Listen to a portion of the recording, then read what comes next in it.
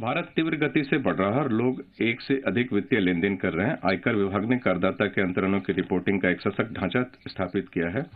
इस संदर्भ में कुछ करदाताओं को यह महसूस हो सकता है कि उन्होंने कर अदायगी के लिए अपनी आमदनी का ठीक आकलन करने में चूक या गलतियां की हैं। ऐसी गलतियों को सुधारने का मौका देने के लिए मैं अतिरिक्त कर की अदायगी करके अद्यतन विवरणी दाखिल करने के लिए करदाताओं को अनुमति देने के एक नए प्रावधान का प्रस्ताव कर रहे हैं। यह अद्यतन विवरणी संगत निर्धारण वर्ष के अंत से 2 वर्षों के भीतर दाखिल की जा सकती है।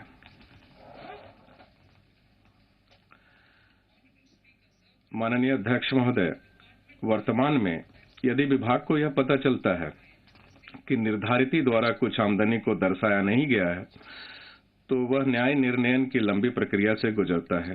उसके बजाय अब इस प्रस्ताव से करदाताओं में भरोसा जगेगा, जिससे निर्धारिती स्वयं उस आमदनी को घोषित कर पाएंगे जिसको पूर्व में अपनी विवरणी दाखिल करते समय उन्होंने नहीं दर्शाया था।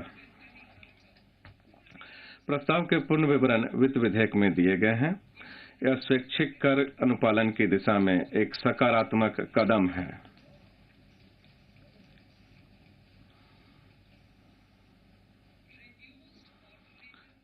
सहकारी समितियों के लिए वैकल्पिक न्यूनतम कर और अधिभार की दर कम की गई। वर्तमान में सहकारी समितियों के लिए अपेक्षित है कि वे 18.5% की दर पर वैकल्पिक न्यूनतम कर का भुगतान करें। हालांकि कंपनियां इस कर का 15% की दर पर भुगतान करती हैं। सहकारी समितियों और कंपनियों के बीच समानता लाने के लिए मैं सहकारी समितियों के लिए भी इस दर को घटाकर 15% करने का प्रस्ताव करती हूं। माननीय अध्यक्ष महोदय, मैं उन सहकारी समितियों के लिए अधिभार की दर भी मौजूदा 12% से घटाकर 7% करने का प्रस्ताव करती हूं, जिनकी कुल आमदनी 1 करोड़ रुपए से अधिक और 10 करोड़ रुपए तक है। इससे सहकारी समितियों और उनके सदस्यों की आय को बढ़ाने में मदद मिलेगी, जो मुख्यतः ग्रामीण और खेती करने वाले समुदायों से आते हैं। दिव्यांगजनों को कर राहत। दिव्यांग व्यक्ति के माता पिता या अभिभावक ऐसे व्यक्ति के लिए बीमा स्कीम ले सकते हैं। वर्तमान कानून में माता पिता या अभिभावक के लिए केवल तभी कटौती करने का प्रावधान है जब दिव्यांग व्यक्ति के लिए अभिदाता यानी माता पिता या अभिभावक की मृत्यु होने पर एकमुश्त भुगतान या वार्षिकी की सुविधा उपलब्ध हो। ऐसी परिस्थितियां भी हो सकती है जब दिव्यांग आश्रितों को उनके माता पिता या अभिभावकों के जीवन काल के दौरान भी वार्षिकी या एकमुश्त राशि के भुगतान की जरूरत पड़े। मैं इसलिए माता पिता अभिभावकों के जीवन काल के दौरान भी यानी माता पिता या अभिभावकों के 60 वर्ष की आयु प्राप्त करने पर वार्षिकी और एकमुश्त राशि की अदायगी की अनुमति देने का प्रस्ताव करती हूं।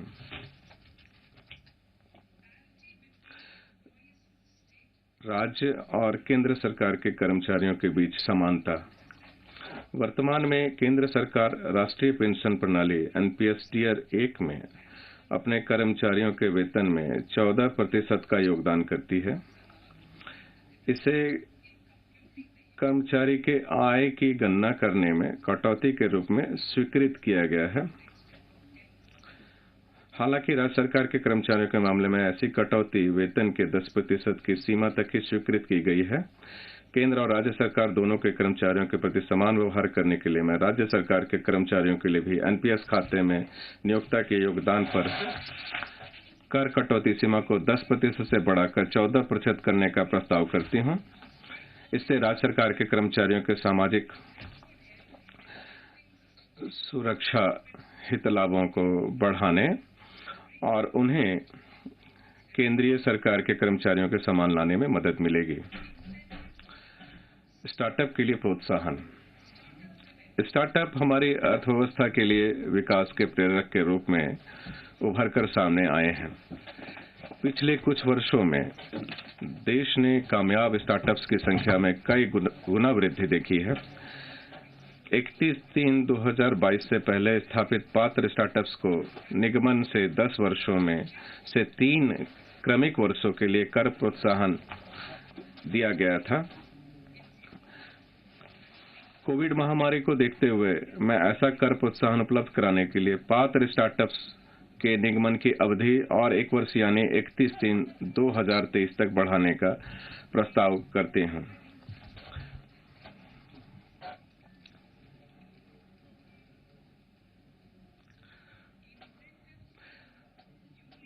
नव निगमित विनिर्माण कंपनियों के लिए रियायती कर व्यवस्था के अंतर्गत प्रोत्साहन। कतिपय घरेलू कंपनियों के लिए वैश्विक रूप से प्रतिस्पर्धी कारोबारी परिवेश कायम करने के लिए हमारी सरकार द्वारा नव निगमित घरेलू विनिर्माण कंपनियों के लिए 15% कर की रियायती कर व्यवस्था लागू की गई थी। मैं धारा 115 ख के अंतर्गत विनिर्माण या उत्पादन के आरंभ करने की अंतिम तिथि को 1 वर्ष यानी 31 मार्च 2023 से 31 मार्च 2024 तक बढ़ाने का प्रस्ताव करती हूं।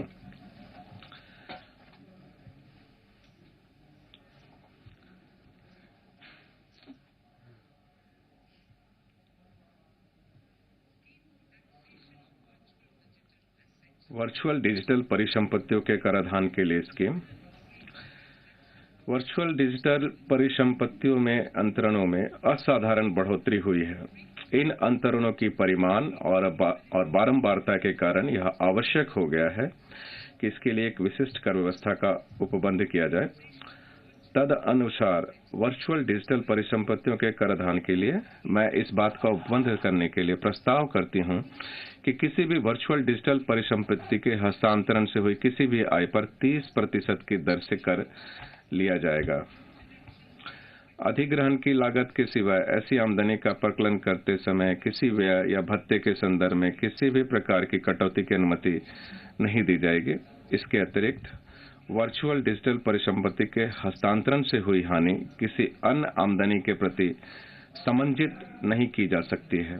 इसके अतिरिक्त अंतरण विवरणों को दर्ज करने के लिए मैं वर्चुअल डिजिटल परिसंपत्ति के हस्तांतरण के संबंध में किए गए भुगतान पर एक मौद्रिक सीमा से अधिक